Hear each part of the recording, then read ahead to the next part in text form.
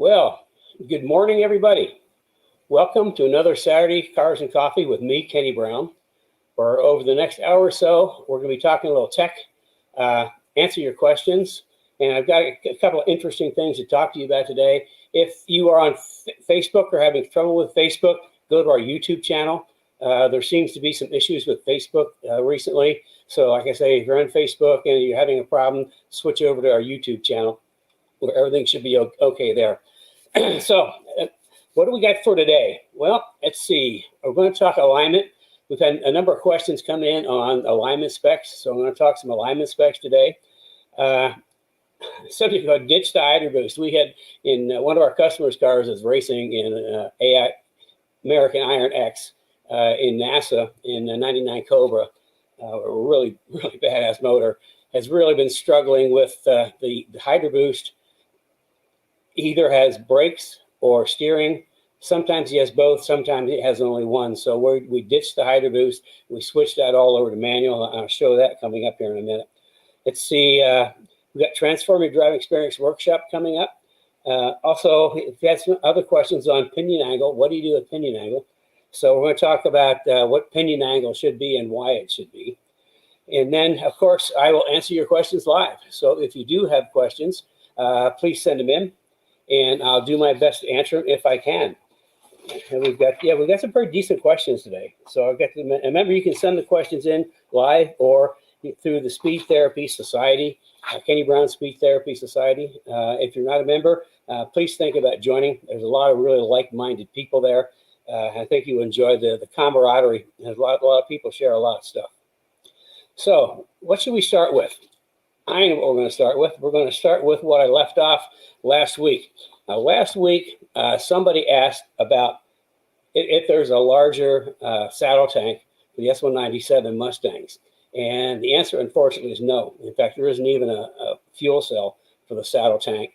And I was saying, I mean, the only thing to do is just, cut the back of the car out and put a fuel cell in. But then somebody reminded me that, they have spare tire fuel cells. So yeah, I said I would get some information, and I have some information. So let me load up my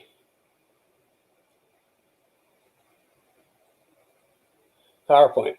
Okay, just in case you missed it, this is live Cars and Coffee with me, Kenny Brown, your gracious host for the next little bit, answering your questions.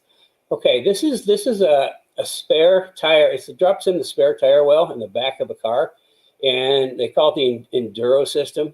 And it holds 11.5 gallons, which is quite a bit. And the only thing is you have to work out how to get the fuel from the spare tank into your regular fuel tank. It's typically done with a pump, but that's something you'd have to sort out yourself. But this is what the typical fuel cell looks like. You've got what they call the can. It's either aluminum or steel, and then you've got the cell itself inside. It's ballistic proof cell, and then inside of that you've got all this foam, which keeps the gas from sloshing around. That's why fuel cells are so good in racing, because the gas doesn't slosh around. You get all this marvelous foam that kind of keeps it in place. So that's where, and get back to, okay, so that's on the fuel cell. I mean, you get 16 gallons, I think Mustang has, and an extra 11.5 to it. That's what, 60-70% more fuel. So if you're doing endurance racing, I mean, that would go a long ways. And the thing about endurance racing is the key to endurance racing is making laps. It's making laps, making laps, making laps. Anytime you're sitting in the pits, you're not making laps. So if you can knock out a couple, 3 pit stops by having more fuel on board, then you're going to make more laps. So anyway, that's the answer to last week's question. Now, coming up on this week's question, something else people asked about is how to set pinion angle. Okay, I use a couple of props here. Radius rods. We got a ton of these around here. We use them in a lot of things. Our control arms, our panel bars, the K-link, all uses radius rods. Okay, so let's say what you want to do, you want to have opposite angles from the transmission and the rear end. So let's say this is your transmission, and it's pointing, let's say, 3 degrees down, okay? If it's pointing 3 degrees down, then you would want your differential to point 3 degrees up. Now, if they point exactly the same, what happens is the drive shaft will turn into a jump rope. If they point the same, again, jump rope. If they point in the same direction, jump rope. So the whole idea is you got U-joints in there, so you want the angles to be opposing. 3 degrees down on the engine, 3 degrees up on the differential. And how do you check that? I mean, the best way to check is with the drive shaft out, unfortunately. And you get an angle gauge, and with the drive shaft out, the output shaft of the transmission's got a perfectly flat surface. You can put an angle gauge on that and get a good read on what the angle of inclination is for the engine and transmission. And then the same thing on the differential. It's got a flat surface. You just put your angle gauge up there, and there you go. You get your angles. So okay, so that's the pinion angle. Let's jump into some alignment, because everybody always asks about alignment, and alignment is really super important.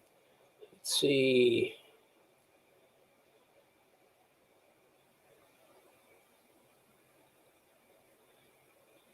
Okay, there's a fuel cell. Now, to understand alignment, you have to understand what it does. There's actually 3 things: camber, caster, and toe. And camber is the tire tips outward at the top, that's positive. If it tips inward, that's negative. Now, caster is if it tips backwards, it's positive, and that's what we want. We want a lot of positive caster. So here's the 3 elements. There's negative camber would be tipped into top. Positive camber would be tipped out at the top. Toe in is exactly what it says. It's pointing inward, and toe out is pointing outward. And you always either have to have toe in or toe out to make the car track well.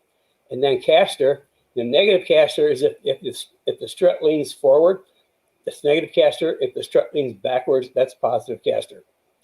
Positive caster is what you want. If you had negative caster, what would happen? Have you ever had a shopping cart where there we go back. Have you ever had a shopping cart where you're rolling along and one of the wheels keeps vibrating back and forth? Well, that's what happens when you don't have enough caster. You lose the caster and the wobble. Well, the same thing would happen with your wheel. So, I mean, I love caster. All my Mustangs put absolute maximum caster in. Doesn't matter if it's different side to side. All the caster will take, it goes in there for a lot of reasons. One, I mean, it just helps the front suspension geometry a ton. It gives you great straight line stability. So when we're talking about, we've got an alignment guide. I'll hold that up there. You can actually download this in the Kenny Brown Speed Therapy Society resource section. That's going to be in there. And Kenny, that's on the Kenny Brown Performance or Kenny Brown Speed Therapy Society Facebook group. It's important that they know where to get it. It's on our Facebook group. Okay, Kenny Brown Speed Therapy Society Facebook group. It's in the resource section. You can download it and you have it for yourself. But basically, I mean, it's pretty much the same. There's always the street and track. And I'm going to go through the street setup for Fox SN95. I like it around -1 degree negative camber in the front. Maximum caster. And then for toe, I like toe out. Not a lot, just a little, 1/16 of an inch total toe out, or -0.25 to -0.3 toe out. Why do I like toe out? Because what it does, it helps the car turn in. It gives you great turn in when you go into a corner. For the S197s, we'll go a little bit more, maybe a degree and a quarter. But again, maximum caster, all the caster will take, and then that little bit of toe out, 16th toe out. And then on the 550s, I actually take a little more, -1 to -0.4. And then again, same toe out. Now, on going back to SN95 for the IRS cars in the back, I like to run minus 1.2 degrees negative camber. That seems to work really, really well. And then instead of toe out at the back on IRS car, you toe in. So toe out at the front, IRS, toe in at the back. And the same thing for the 550 cars, minus 1.2 negative camber, and then toe in. Now, when you get to the track, I mean, typically, how much camber you run at the track all boils down to, there's a lot of factors involved. How sticky your tires are, the spring rates you have. And the thing is that what I tell people is I'll give them a starting, but you really need to use your parameter to figure out how much camber you need or don't need. Typically, now on my cars, when they go to the track, they're going to have negative 2.5 on the hot side. If it's a clockwise track, negative 2.5 on the left side and negative 2 on the right side. And then from there, then we start working on using, well, first we use the parameter to get our tire pressure set. Once the tire pressures are set, and we'll look at the temperatures to get the camber right. I like about around 10, 15 degrees warmer on the inside than the outside. Always run a little bit of negative camber, and keep adjusting the camber in and out until you're running that in that range. If you got more than 20 degrees difference inside to out, then if it's 20 degrees hotter on the inside than the outside, you need to take a little bit camber out. That's by standing the strut straight up. If it's about even, you need to drop a little camber in, negative camber in. So that's kind of the alignment specs. And then the only way to tell it on track is to use a parameter and see what the tires are telling you. And that's what we every car, like I run.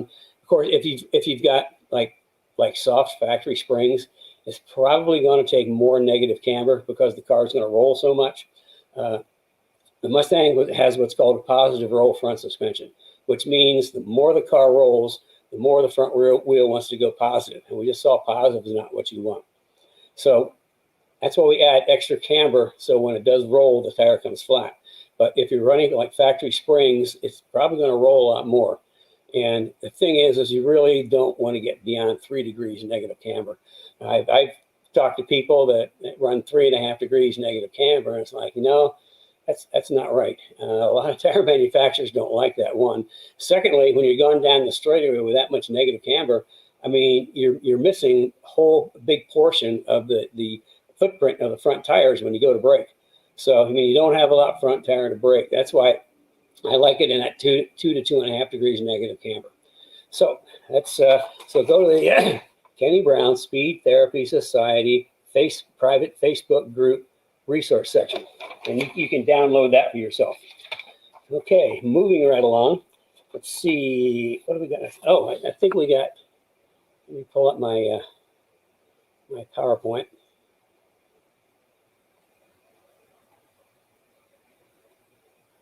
Okay, we did fuel safe, we did caster camber.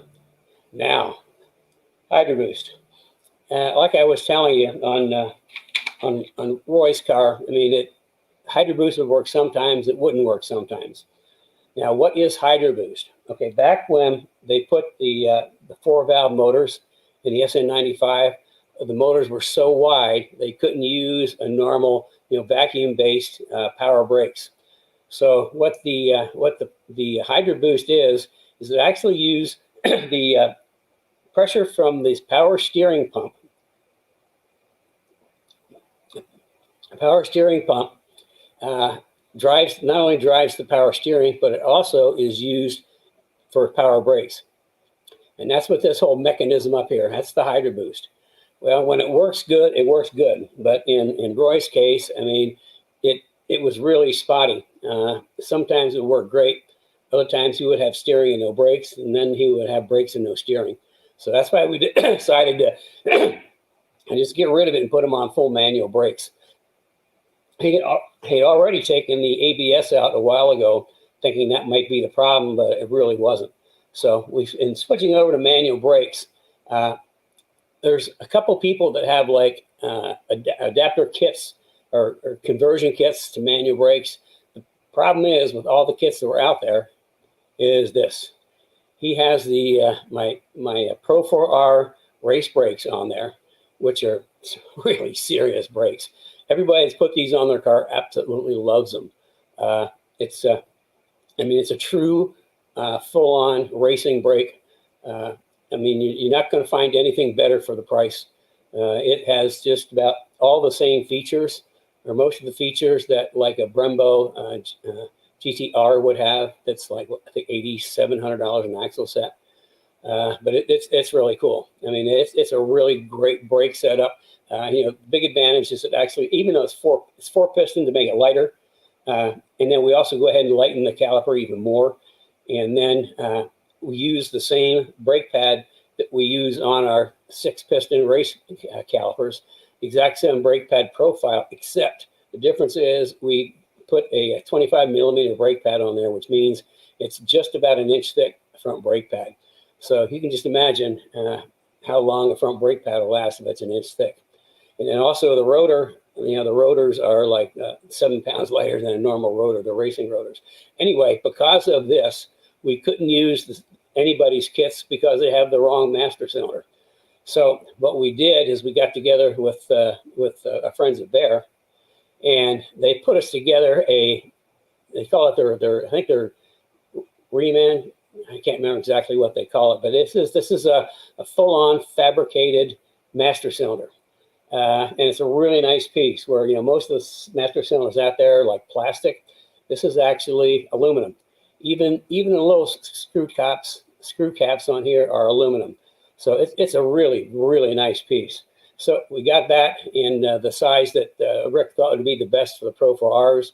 We modified the pedal to give it like a 7-to-1 ratio, and then we plumbed it in. Now, because we lost the regular brakes on the pedal, we lost the brake pedal brake light switch.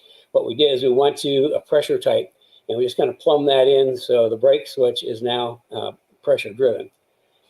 Now, because this is the same size cylinder all the way through, where a lot of the OE master cylinders are maybe 2 different sizes. Because of that, I mean, we don't need as much fluid in the rear brakes. So for that, we added bias adjustment. Now this controls the amount of fluid that goes to the rear brakes. So in the beginning of the race, we're going to have him, run, quite a bit of rear brake because he's got a full fuel tank. He's got lots of weight in the back.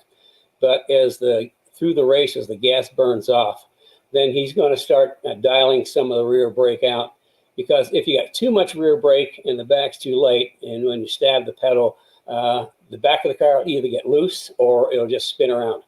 So you have to kind of work at it, but that's how we adjust the brakes bias. This is through the liquid. As the brake fluid comes through, it's valved down or up, depending on how much rear brake we want. So I'm clicking buttons here. So Hydroboost, I guess if you got any questions, please send them in. And before Carrie butts in, I'm Kenny Brown, and this is not Speed Therapy. This is Cars and Coffee with me, where I'll be answering questions. I've got some good questions coming up, and we'll be answering more questions coming in. And then we'll talk about the Transformer Driving Experience workshop that's coming up. I think it's next week already. Gosh, how time flies. And we just, for those that maybe haven't been with us for a while, back here is my old toolbox. And the reason I keep it around, that's been with me for like 50 years. And it's been just about every major racetrack in North America. So it's something I'm well attached to, and I still use it every day. And the squiggles on the board behind me, well, that was from the last couple of weeks of the Speed Therapy Academy, we just graduated our second class Thursday night. The last couple of weeks, I teach all about the car and all the systems, and then we get down to how to make the car work, cause and effect, things to do, tuning, adjusting. And then in the last little bit, I do virtual driving coaching, where guys will send in their in-car videos, and we'll go through and do some virtual driver coaching. And this is some of the diagrams I had for some of the trickier turns, and the best way to go through that. So let's see.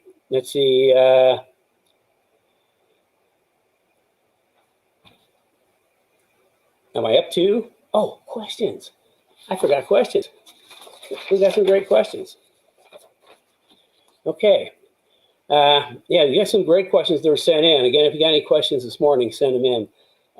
Will wanted to know suggestions for two-piece rotors for 0304 Mach 1 Cobra factory calipers, slotted only. Well, slotted, the only rotors we carry are slotted.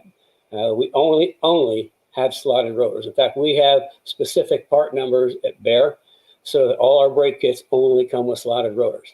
And the reason for that, I mean, you need slots so that you can clear brake dust.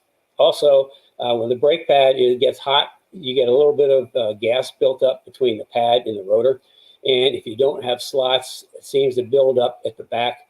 And that's why I don't know if you've ever, if you don't have slotted rotors, I don't know if you've ever, been on the brakes for the weekend and take your pads off and notice a kind of a wedge that we're wearing unevenly. The front's wearing more than the back. Well, that's because of the gases that build up in the back. So slots let the gases out. Never, ever use drilled rotors. I don't use drilled rotors for anything, right? Because I can tell you it doesn't take a whole lot of heat for drilled rotors to crack, and they always crack at the holes. It's unconditionally, absolutely guaranteed. So we only use slotted rotors. But getting back to your question, the question is actually, yes, we do. We've got two-piece slotted rotors for the front and the back. And the two-piece slotted rotors cool so much better than standard rotors. With the two-piece, the center is aluminum, which means it doesn't transmit heat into the bearings or wheels as much as a standard rotor. And for the, let's see, it's like $645 for the front for the pair and $595 for the pair in the rear. So, I mean, if you want us to get you some, give us a call Monday, and Rich will fix you up. So, yeah, we do have two-piece slotted rotors. And also, we got great brake pads. And I picked the brake pads for customers based on the heat range that they're operating in. We're going to do a brake workshop here coming up at some point. But, getting you the right brake pad compound is really, really important in track driving. You don't want to use a street pad on track. You don't want to use a track pad on the street. And when we get to the brake workshop, we'll talk more about that. We can get you fixed up with really, really nice brake pads. We switched our track people to a different brake, I think a year and a half ago, and it's going really, really well. We can get them pre-bedded, so you don't have to waste a whole session getting your brakes bedded, and they seem to be a lot friendlier on rotors than the Hawks we were using. The Hawk is a really good race pad, but for track days it can be a little rough on rotors. So we've got a whole different brake pad system now. So there's your answer. Slotted rotors, absolutely, for 0304 Cobra, and that's the one we're talking about with the two-piston PBR caliper, which was on the Cobras. Okay, Herstifer wanted to know suggestions on clutch and flywheel for a 550, as well as a short throw shifter, and what else to do when trans is after replace the clutch. Well, I tell you, there is a lot of really good performance clutches out there these days. The thing that you want to steer towards is an organic clutch. It's simply because it's a lot easier to let out and let in. If you get some people just think they have to have a racing clutch. So they've got racing clutches in their track cars, and it's kind of a chuckle watching them try to get their car in the trailer. Because of the racing clutch, it's a light switch. It's either off or it's on.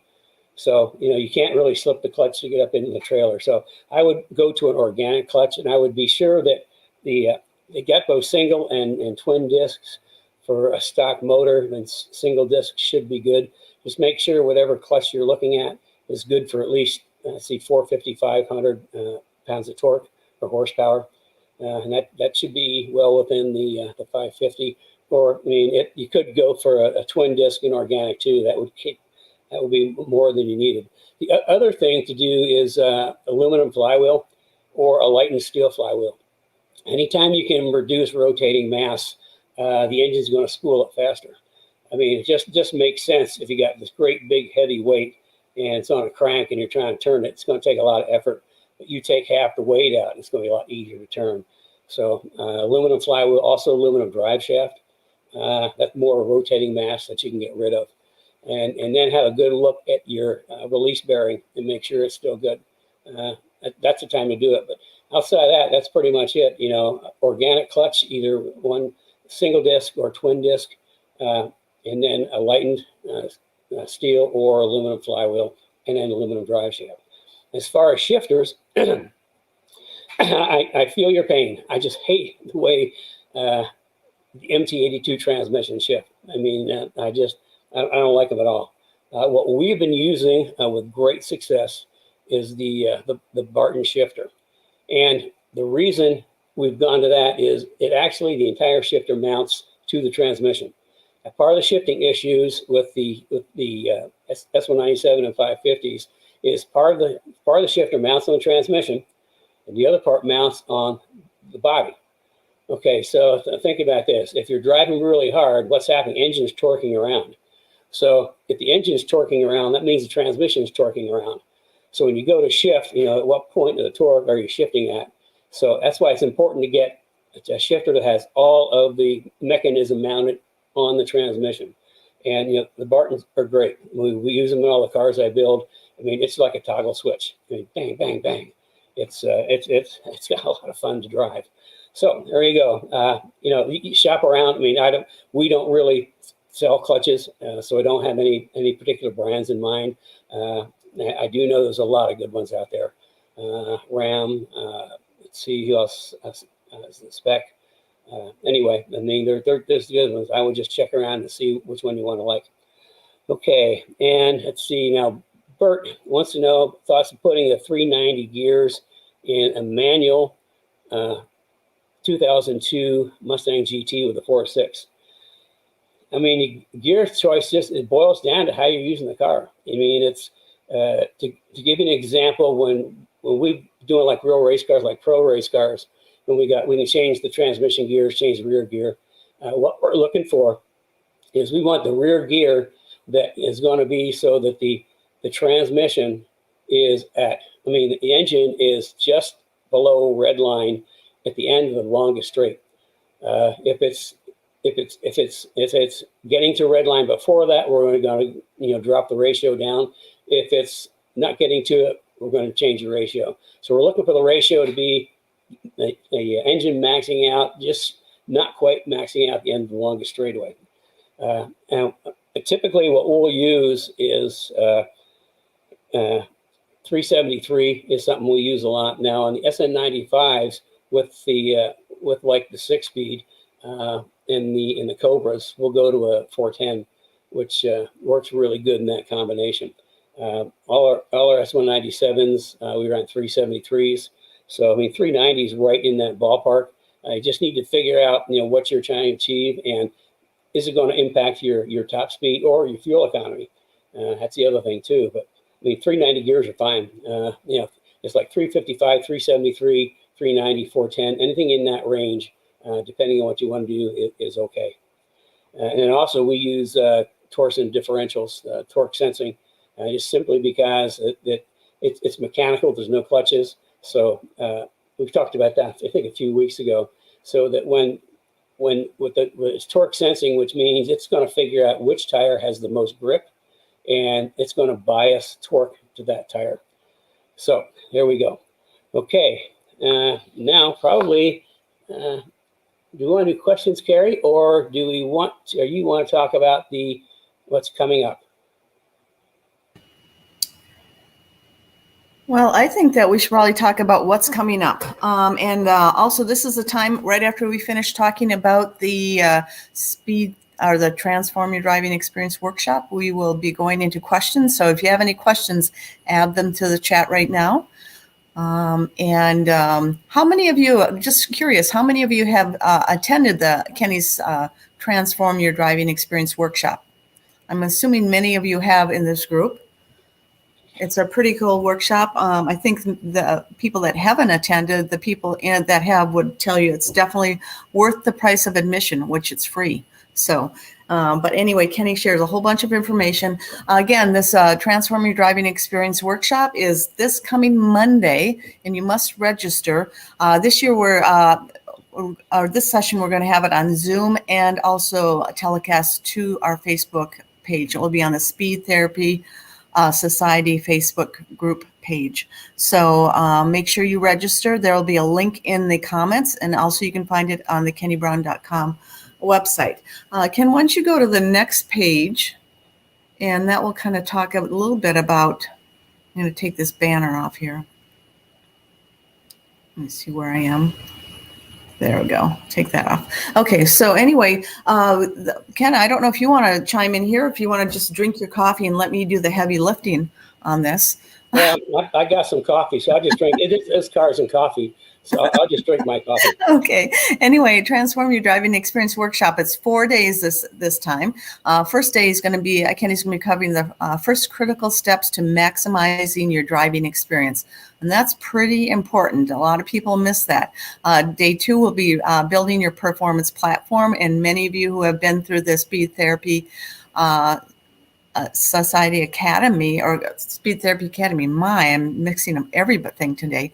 Speed Therapy Academy will know what those 5 performance platforms are. Day 3 will be dialing in your car for maximum performance, and day 4 is refining your driving techniques and car / track prep tips.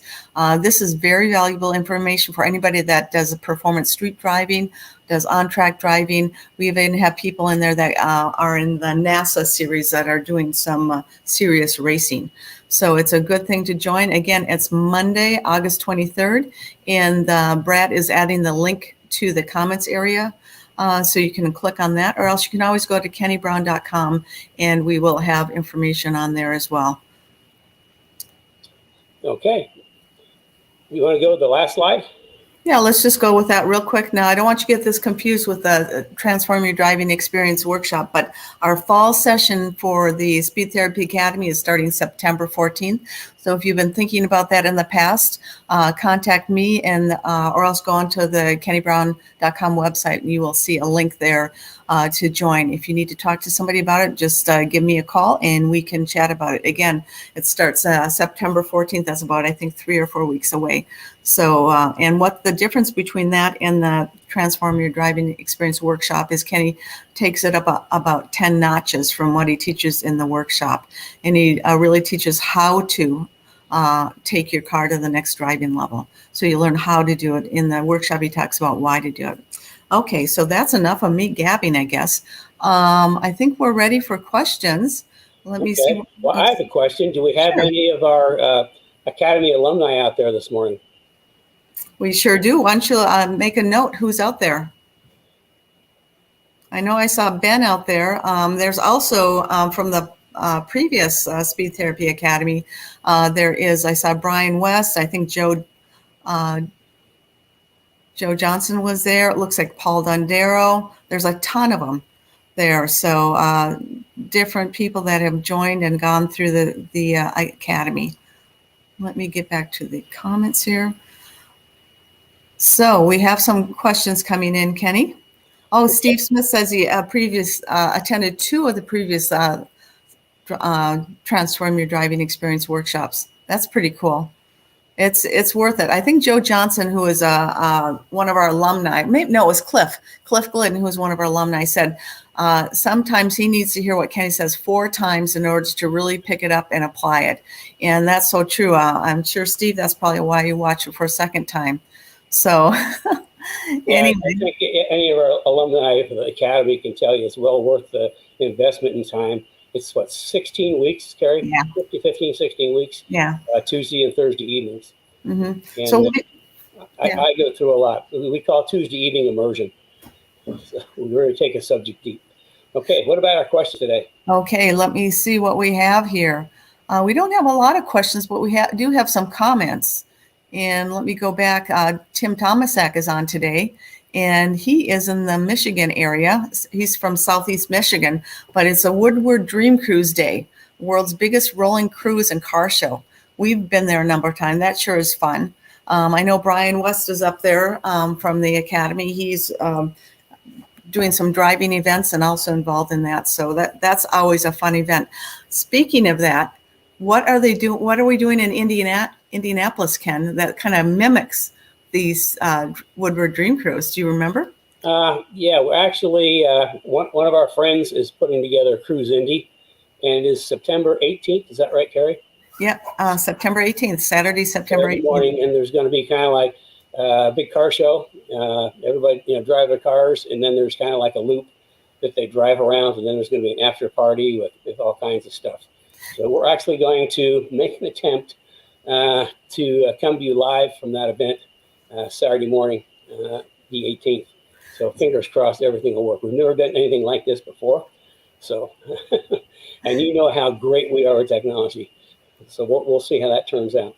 What I think is interesting about Cruise Indy is that it is, he's trying to create, obviously he'll never create what Woodward Dream Cruise is, but he really wants to create something like that in Indianapolis, up and down Meridian Street. And that's the main street that connects north to south Indy.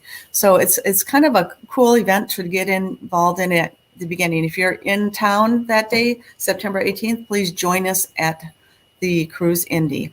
Let's see. Is there any information on where it is? That's a good point. I'm sure Brad can look up cruiseindy.com, Brad, and put the link up. Again, cruiseindy.com. So it's he'll be adding the link shortly if he's listening to me. Okay, the other thing, Angie Parrish is here, and she was very happy of what you talked about today. Let's see. I'm trying to go to see where my questions are. Rory Merck, sorry, Rory. I'm having trouble with my words today. He has a comment. He said he has found doing a Sagna pump upgrade on the Hydroboost is almost always a must over the Ford units. Have you heard of that one, Ken? No, but that's good information to have. Appreciate that. And let's see. Brad has a comment. A 3.9 gear is a bit taller for a big track. We use a 3.9 in a 2000 Mustang, but we run on 2-inch taller tires. So that's his personal car, not the Kenny Brown cars. Yeah, and that's a good point, because your rear end ratio is also directly proportionate to how tall your tires are. If you've got a really short tire, then you go to a 390 and it's going to be almost the same as going like a 410 or a 430. So if you got a really tall tire, you can use a deeper gear. I forgot to mention that. Yeah, I'm glad you brought that up. Okay. We also have a couple questions from Paul Dondero. I'm not sure if this is a comment or a question. Hey, Kenny, at Black Hawk Farms, just got finished our first session. Car works as advertised. Just drove through Group 3 with our little V6. Woohoo, Paul. That is great news. And Paul has the K-Link on the car. Yeah, he's got AGS 4.5. Yeah. Actually, Paul is fitted out. He has our front grip kit, the Kenny Brown front grip kit, the Kenny Brown grip kit 2, which is includes Kenny's innovative K-Link. He also has I believe he has the Bear Pro 4Rs, and he also has Forge Line wheels along with cooling and aero. He's got everything, and it's a V6. He calls his car Rodney Dangerfield.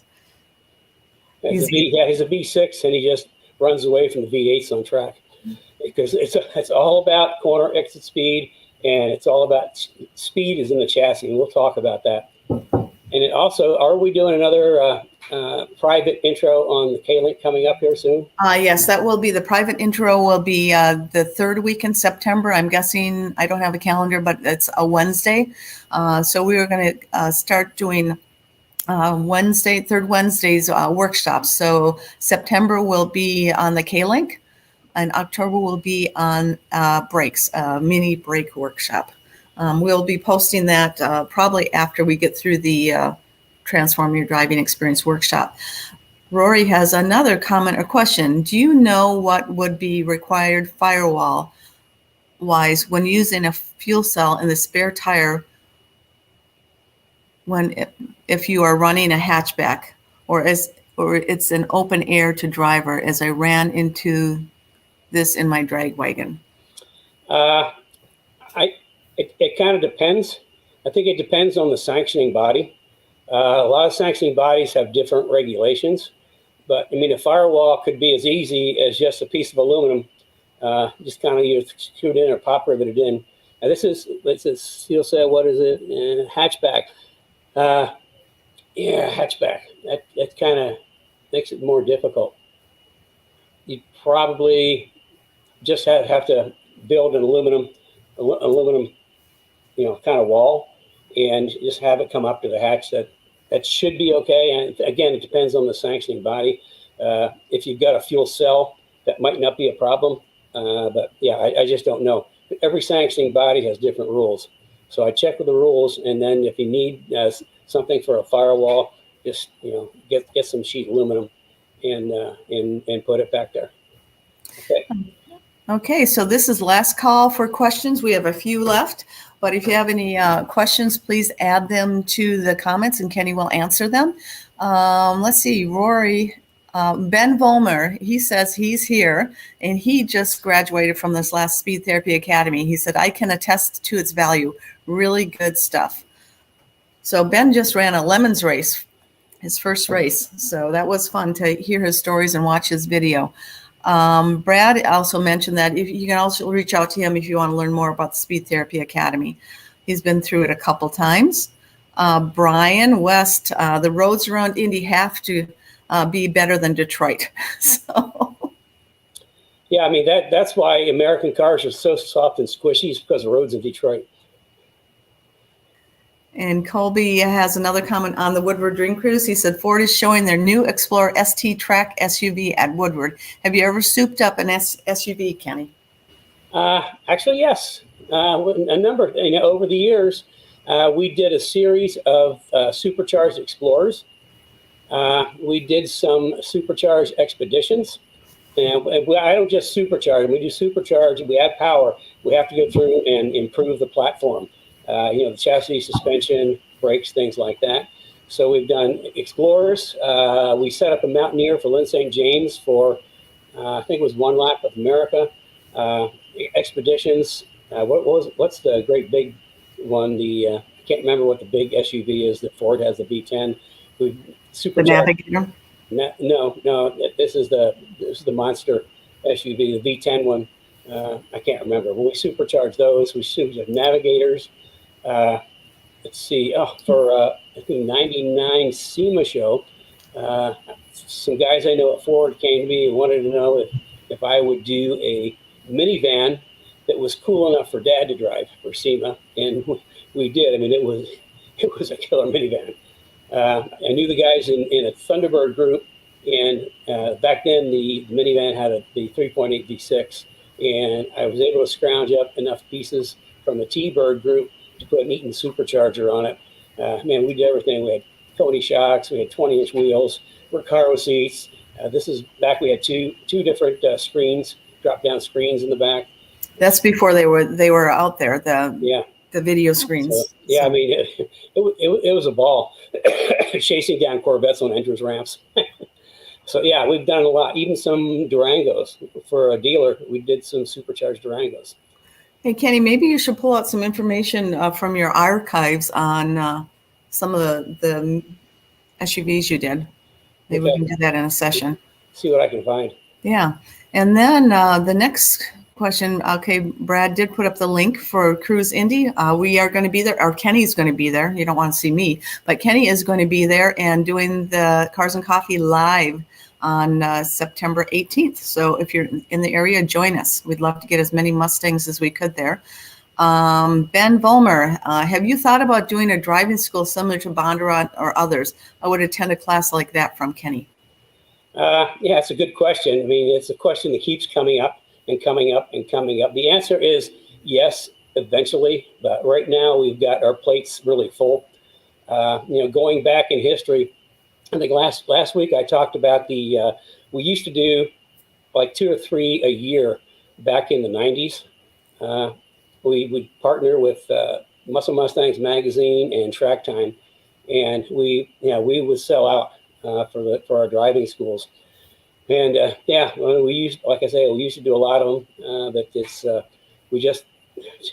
a matter of bandwidth and time right now. But it's on. Everybody keeps asking. It's on the list. We will get there at some point. So should I give my answer, Kenny? Oh God, no. Ben, we will be doing one next year. So so it is on the schedule for next year. As long as we're not on any kind of lockdown or anything, we will be scheduling. Plug your ears again, Kenny. So I'd like to do more than one. We'll see if we can get them out on a couple different tracks through the United States. Anyway, and we're going to pull in. Herstifer is going to join us from Bulgaria for that too, Kenny. Okay. Okay, so here Rory has, I'm not sure what this means because do you understand that, why he would add that? He asked you a question earlier, XP8 FTW. XP8, was that like a Cougar or a Mercor? Yeah, I can't remember. It sounds really familiar. I just can't place it. And then Brian West said it was an Excursion. That's what it was. That was a big, yeah, we supercharged a couple of those. Yeah, we really had to modify the front of it to get enough air for the supercharger to feed the V10. And then Rory, please post archives for the Explorers. We can definitely do that. Brad, did you get that note? I'm reading a note here. And then Ben Vollmer is in. He is in for your track event next year. And just to let you know that Speed Therapy Academy members get first priority for any events, driving events Kenny does. So make sure you drive that event. And Keith Ramsey also said it was Excursion. So if this is the very, very last call for any questions that you have for Kenny today, while we're waiting for questions to come in, I'm going to ramble on more about the Transform Your Driving Experience workshop that's coming up. When is it coming up, Kenny? Monday. The 23rd. It's a 4-day free online workshop that you can. We just had a big flash here. Wow. So anyways, a 4-day free online workshop. It starts at 7 p.m. Eastern Standard Time. So make sure you register. There's a link in the comments where you can register.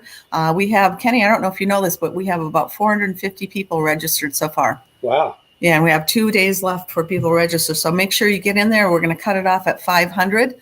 So if you're interested, make sure you register today. And let's see if we have any more questions here. Oh, Rory was talking about the Celine XP8 Explorer. Oh, That's yeah, what I know virtually nothing about it. My experience with Celine was 86 and 87. We won the 24 Hours of Canada in 86 with our backup car. And then I re-engineered the car, Celine R, the race cars for 87. And we pretty much dominated the series. We won all 4 national championships. So after that, Steve and I parted directions. I mean, he was famous and I was broke. So that's why we went different ways. But yeah, I mean, I ran that whole program for Celine in 86 and 87.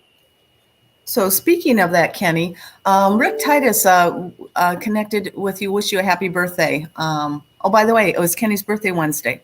So we had a great evening of scotch drinking. But anyway, single malt scotch. Rick Titus connected with you. I'm wondering if it would be good to have him on your show. What do you think? Yeah, I think let's see if we can get him on the show sometime. I mean, Rick is a great guy. He's the son of Jerry Titus, the raced Trans Am back in the 60s, and he partnered with Steve in the Celine R cars in 87, and I was honored to give him his national championship that he so desired. So yeah, he's a great guy. He's been in media a long time. It's a really, really entertaining guy to talk to. He's really cool. So yeah, I mean, it'd be awesome to have him on sometime. So just comment if you'd like to have that a little Celine session. So that would be kind of fun. Let's see. Oh, Brad says Rick wants to come on the show. We just need to get him scheduled. And Rick has his own show. Maybe next week we'll post up the link for that. I listened to it. It's pretty interesting. So I think, Kenny, we're out of questions. You have 10 minutes. Woo. Well, I do a song and dance, but I don't sing very well and my feet are sore. So I guess I'm going to have to What else can I talk about? Oh, my toolbox. We can end this session. My toolbox. I've been to every racetrack in North America, and I've got this Formula One at Zandvoort up there because Formula One's going to be back at Zandvoort this year. I think in a couple of weeks. That's a really cool track, and that's the time. That was the preview, the premiere of the Cosworth V8 in the Lotus. That from that point on just kind of really kicked butt. It's actually signed by Keith Duckworth, who is the Worth in Cosworth. So that's why that's up there, because in tribute to Formula One being back at Zandvoort this year. So, a couple other things. Le Mans is this weekend too. Yeah. So that's good. And one more thing, congratulations to the graduating class of the Speed Therapy Academy. The Thursday was their last night, and they took their graduation quiz and passed it with flying colors. So again, one more comment from me, and then Kenny, you can take it over. Remember to sign up or register for the 4-day Transform Your Driving Experience workshop, which is starting on Monday. Okay. Well, with that, I think we're done. So if nobody has anything else. Oh, we have one last question. Okay. Are you ready for that? Yeah. See, we always have a last one. That's why I like to waste a little bit of time at the end. Let's see. Annabus, are you going to be redoing your rear shock tower brace? And I'm assuming that's for the S197 since we have the SN95s out. The answer is yes. We have a prototype, but manufacturing has been slammed. I mean, we're selling a lot of suspensions right now. Obviously, people love my suspensions, but it is in line. So the thing we ran into with 197s is something called production tolerance. We originally had one. It would only fit some cars. Some cars it was too short. Some cars it wasn't long enough. So we actually came up with an adjustable one just for that reason. So it's in line. We just haven't got to it yet. So the answer is yes. Okay, Ken, here's one for you. You're going to go, ah. Ready? You should have had the Le Mans picture up. Oh. You're right, Brian. Maybe I put it up next week. Okay, we have one last question from Rory. He has, are all SN95 RS hubs 31 spline? Hubs. The 31 spline is in the differential. And I don't think they're 31. Like in the IRS cars, an IRS cars, the 0304 had the 31 spline axles. I can't remember what the other one, maybe 29, something like that. I mean, it's been so long, I can't remember. But no, it's just 31 splines is 0304. And the others, I think, are 29 or something like that. And in the older ones, anytime we upgrade them, we always go to a 31 spline torsion, and then get the axles for 0304 Cobra. 28 spline. There we go. I knew it was 20 something. So. Okay, that is it for today. Okay, well with that, we'll see what we can do to get Rick on here. We'll post up the link to his show next week. He's super entertaining. It's really worth the time. So that I wish everybody a good rest of the weekend. And for those that are attending the workshop, I will see you on Monday night. Everybody else, I'll see you next week. I have no idea what we're talking about next week. So if you have some ideas for subjects you want me to talk about, send them in through the Kenny Brown Speed Therapy Society private Facebook group. Got it all in. Yay. Okay, well, with that, everybody have a good weekend. Thank you for coming. I hope you learned something, because that's what I'm here for, is to teach you. So we'll see you either Monday night or next week. Good night. Or